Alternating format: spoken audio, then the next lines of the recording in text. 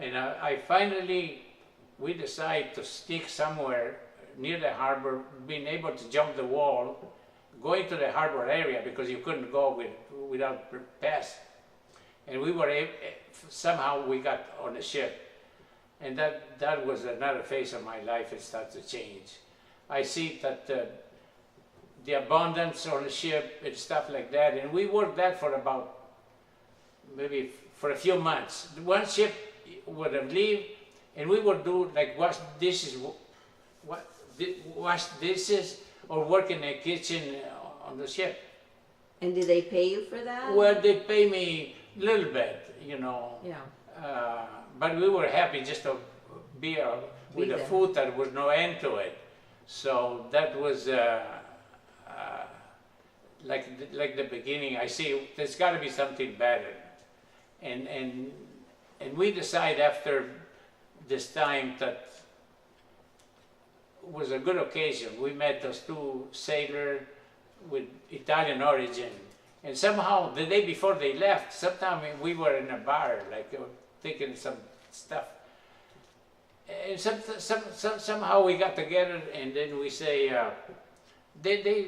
we got together. I don't know who got the first idea to going away, or they or me, but maybe a little bit of both. So we agreed that the following day the ship was leaving for United States, and that was an occasion for me to take advantage. You were 15 still, right? At that time? Yes, 16. You were 16, and Remigio was how old? 1 year younger. Oh, younger. He was younger than you. So he was 15 and you were 16. Right. And but before that, you and Remigio were good buddies. You Right. You would hang out together and Right. play all the time, Right. and he was your good friend. Right. And you had the same dreams. He was in the same socioeconomic Right. thing, and he also wanted to find something better. Yes, except that when we got on the ship and we got that we're gonna, the following day that we're gonna go, they say we can help you. The sailors say, for one night you're gonna be in the first aid office on the ship, and then we're gonna find on the bow down, we're gonna find a place for you. And they did know one thing, that he was with me. They thought I was just me. I talked with them that I'm gonna go just by myself. Oh, you didn't, they didn't know you were They bringing didn't know. your friend. Right, they didn't know that I talked to him too. Because I say, I'm not gonna go in the States, you know, By in myself. adventure just by myself. So I say to Remigio, you say, you wanna go with me? So he didn't hesitate. We say, okay. So the following day, we just got, was maybe around 10 o'clock. No, it was a little earlier, and maybe 8 o'clock in the morning. And we were already, so we agreed with those two guys that we're going to be going to the States. You know, they're going to help us get us food and take care of us. And this is how it really happened in the morning. When when you hear those, so you know you're ready for departure. And Oh my God. after half an hour, At that point, they knew that it was two of you. no, Still, you like snuck Right. him on. right. Then they thought I was just by myself on hiding On the ship. on the ambulance. It was only when when the ship started to move, you feel the vibration of the ship. So half an hour after this deal, I look over the window and I see that we're moving. I said, it's too late to get off. And that was a little exciting, but we wait until evening over there. And in the evening, the guy said, hey, Walio, come on. You know, he opened the thing in the back, come on. So I knew it was him, you know, I got through I was thinking, I got through there, and he took us to the bow. Yeah. And that is where the anchor is. Right. And there was like a utility room, maybe 10 feet by 5 feet, a small thing. It had to be very noisy there. Oh, well, if you hear the anchor when they drop the Yeah. anchor and you're next to it, it breaks your Ears. ear. But anyway, So you didn't tell anybody. nobody, no. Not your mom, your dad, your sister, brother, nobody at all. At That was all. pretty smart. When we finally got this guy and we were on a ship on the way to the States, the first day they came, after 2 days, they gave us some food and, you know, was everything okay. But after Gibraltar, maybe 2 days after, it took 14 days altogether. But on the 5th or 6th days, we started rolling. The sea was The sea was very- kind of rough, and we were sick naturally. They didn't bring us food. We had just ration, you know, on the ship in case something happened. They got water, chocolate, crackers, stuff like that. So we kept eating that stuff for a few days until we got to the States. And then when we got in the States in Norfolk, after 14 days, we were hoping to go with those two guys. They would take us to New York and work. Well, another thing I go back to, during our trip, a little thing happened, like they had a drill. They do a drill, but we didn't know, and we hear those like 20 times, and I say, God, I say, I hope it's not a fire or something. And we there, nobody knows about us, you know, and they keep going to. So I finally got out and go up in up the thing, and it's like what do you call that? The door. Yeah, a latch or something. Yeah, I was able to just open up, and I saw those guys with the hoses, you know, and then I saw, coincidentally, I saw one guy that I knew it. I think in the crew must have been a lot of people that they knew we were hiding over there. Once we were there, at the beginning, only two guys knew, but I imagine that there was more people, because when we got off finally in Norfolk, Virginia, and one evening that we went in one bar or a restaurant, and we met some people from the ship. And I remember there was one guy that also was Italian guy, but he was living in the United States. And he said, just forget the name of the ship, he told us.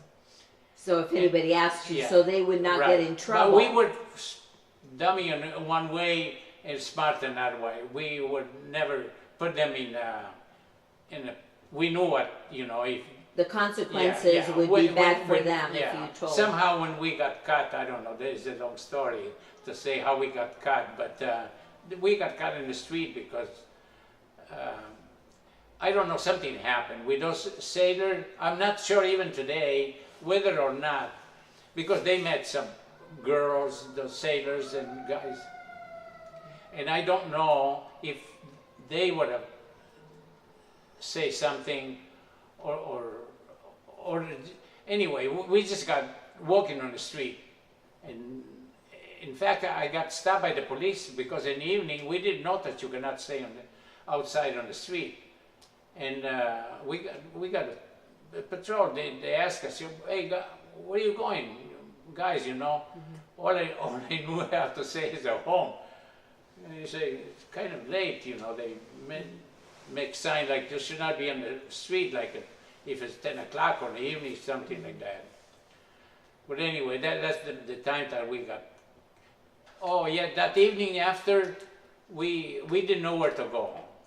I think some arguments happened with those sailors, with these ladies, or something happened that, and they say, you know, the police, they're gonna come, and they say, You better just, go. you better, yeah. And we find ourselves isolated. We didn't know where to go or what to do. In fact, we spent the whole evening going around, and we find a place where, I don't know, was some, near the harbor was some like a warehouse. I remember that we find a place where we spend the night over there, and we were not you can see us, the way we were dressed and the way we were dealing. In the morning, we on the street, there happened to be two policemen, and they stop us again, you know. Whether they knew something from before, from what happened the day before, and they were trying to wait, or I never find out that. But the thing is that when they got us, they say they find out that our accent, you know, they were looking a little bit strange. I could speak English with, you know, few words. I knew how to say where you live, you know. Yeah. And I say I live on the 5th Street, and that was only black people live over there. So there was another red tag that we got into it. So they got into the phone, and I see the patrol talking something. I imagine what they were. After 2 minutes, a car came and with us, and they took us where you live now. We take you home. And then I say, you know, may as well break the story. I say we just came from it. We are Stowaway. We came on the ship like that, and they took us to the office, and that is where people come, journalists, you know. Somehow the police yeah, it was not even open. Was before the office, the police office, the immigration office open. And then we see the girls come to work, you know, and they see us, we already waiting. So they took you to the immigration office, not the police department? Well, yeah, the immigration office was... the same. Yeah. And then that's where they took a big picture. Those girls, they were kind of enjoying asking our question, how you come, and you know, things. They were fascinated. There was a news where, yeah, something happened. In fact, one guy came and took a picture. I didn't even know, but it was a big picture. And when we got, after that, we got detained in it's called like a city farm. It was like one side was the black people, one side was white people. It was like you could say a jail, but it was no bars. I would say like almost like an army barracks. City farm, the people work over there. And we stayed there 2 months before they sent us to New York. When, you know, this guy interviewed us, when we do, and we were telling a bunch of baloney story, you know. I didn't want to say, yeah, of course, this guy helped us, you know. Right. We were mature enough to keep, we were telling, they asked her, how long you live already? Oh, I say, we come on this one ship, but it was 2 months ago. You know, what we were doing, they were asking in that time, you know. So I don't remember exactly all excuses that I find, but I was saying all baloney, you know. Yeah. My hope or idea was that maybe they saying that I have no house, no parents, nothing. Maybe they're going to say, well, you're going to stay in this country. But that was not the case. So somehow they proceed to put us in a detention place, and we stayed there 2 months. After 2 months, they sent us to Ellis Island. That was a nice trip by ship, kind of. Then we end up in Ellis Island, and we stayed there 2 months. We were waiting like for a ship. It was an army ship. They called PT-2. It was like an army transport. So with that ship, we went back to Genoa. Now I'm going back to what you're saying. What my mom said when she's coming back. When we got back to Genoa, they put us one night in jail because there was no train ready for you to go. So it was a safe place. That was the only time I seen things like that. That was kind of another thing I forgot to mention. While we were in Ellis Island, my friend Remigio, he got a letter from her mom saying that my brother passed away, Teofilo, and that was the saddest thing that it come to me. And but then a from there on, I don't know. I almost want to go home. This was in Ellis Island when we got this news. I think they even asked us if we would like to consider staying over here, and we show like not much difference for things. No, like I said, I want to go home, and that's how I got into Genoa, you know.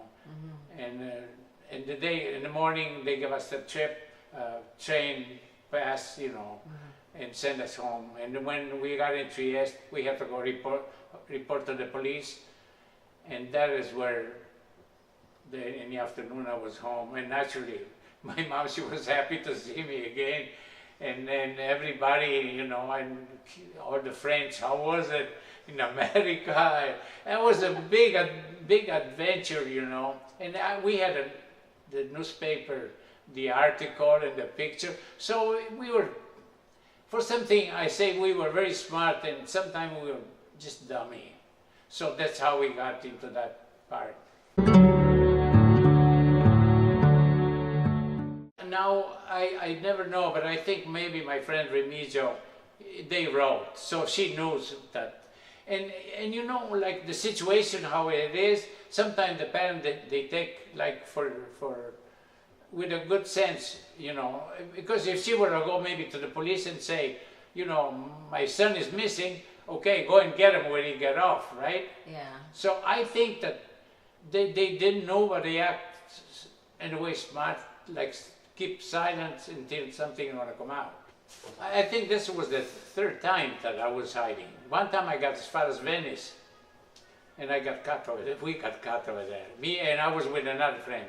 And another time we were hiding also on those Liberty ships, and maybe half an hour before departure we changed our mind. I said, it doesn't sound too good, and we get off the ship just the last minute. You and Remigio still? No, it was another friend that time. It was another guy. It's strange, but it was another guy, now I remember.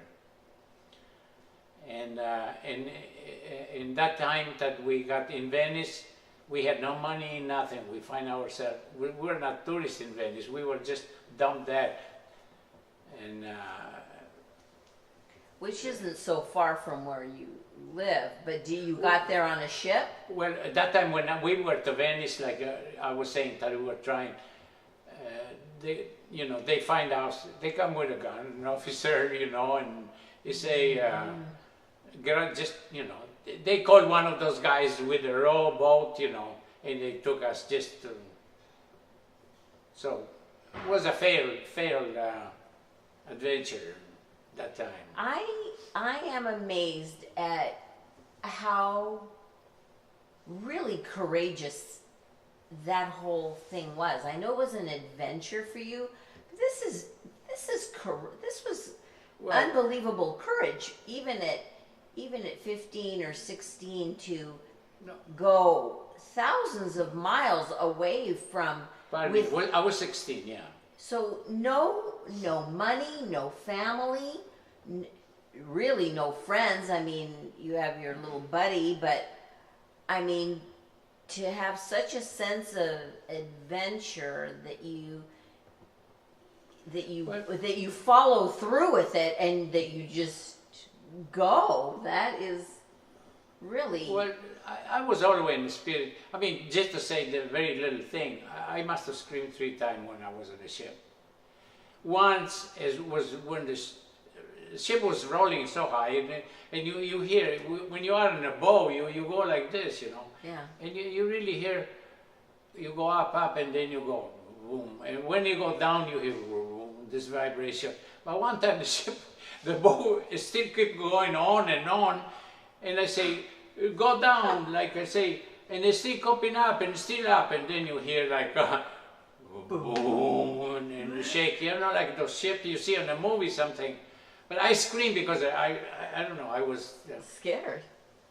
And another time was when we got in the harbor. I never heard the anchor when they dropped the anchor, and we were just next to it like that. And when they dropped the anchor, the chain go boom. Yeah. But if you are close, you think that it's going to break your ear, like a bumps. I mean, I've seen it, even bumps effect of the noise, just to say it's impressive, that thing. One thing that had happened to me that you probably don't hear too often. Do you ever hear somebody go still in a concentration camp? This is the weirdest thing you can hear. Right. Have you ever No. heard somebody go still in a well, partly half is true. Partly half is true. Because we used to, whenever was a place that we can make a few bucks, we would do. There was a refinery that today it's like a Museum. museum. It's a museum, but it was really okay. For the armistice, when Italy gave back, the German took Trieste, and they took all the army where the Italian were, places like that. And they took this place over here, which is called Risiera San Saba. They were actually building a concentration camp. They were on the process. We didn't know. And naturally, where there's a way to make a few bucks or pinch something, we used to go on top of a pretty good wall, go in this premises, go in the attic. There was some rice bags, paper bags, that probably they used, I don't know, 30 years ago for the rice. It was a refinery. And we were able to go, we go up and get those bags down just to sell it for a few bucks. And we never knew that the German was a half German, the SS. I remember that because we used to go swimming sometime at the beach and we passed in front of them. And they were like Ukrainian SS. Nice guy. And when we passed through nearby, you hear Vec, Raus, all move, like you were not allowed to stop. And we didn't know what it was, but we never knew it was a concentration. They were building a concentration camp. And that was a tough one. After I find out, somehow that we were jumping the wall, go over there where they were next. It was part of the same premises. They were doing concentration camp. Now I don't know if that time, maybe because I was still young, what they would have done if they would have catch me. But the Germans, they were tough. I was stealing from English, American. I had a few adventures that I was doing. There was the living, the part of surviving. My wife said, you should be ashamed to do things like this. I said, no, I'm not ashamed. When you're starving, when you're hungry, what the heck? Yes, you find your way out. It's called being resourceful. Just the fact that I was thinking after, my God, I say, I was jumping the wall. The SS was there because it was the Allied. I have the names of all the people now that they were. Today you can find out something about those people who were. It was a group. It was one guy from Austria that he was of Slav origin with the Germans. His name is Globotnik. See, I remember another. Anyway, there was a group of those. They organized. They were specializing in building concentration camp. They did in Germany this and that. And over there was a concentration camp, and we never knew. We never knew. After we suspect people, the way you pass by, they don't want you to stop by and stuff like that. That was a little a rough one. I didn't mention, but in the wartime, some bombs came like 200 feet from our house. And I remember the pasta fazoid that we were supposed to have for lunch had a powder, like dust. I've seen it bombs. I've seen it dropping bombs, and some bombs didn't fall away from where I was. Were you scared? Well, you live with one feeling that no matter what, you're there. It's strange how you explain when danger comes sometimes. And I've seen it more than once, people like with a gun